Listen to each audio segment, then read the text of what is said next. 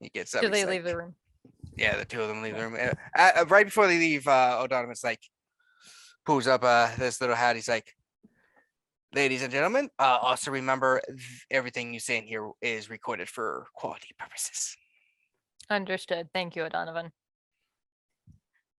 That guy's a dickhole. As soon as the door closes, Liz just fucking face plants onto the desk, onto the table. Oh my god. I think I got the hiccups. I'm clenching everything so hard right now. Can you do that? Apparently. I think this guy's having hiccups because of this. I haven't had hiccups in a long time. I don't know. Okay. Whatever. I don't know how you've been hiccups. How does this happen? If you swallow the blood wrong.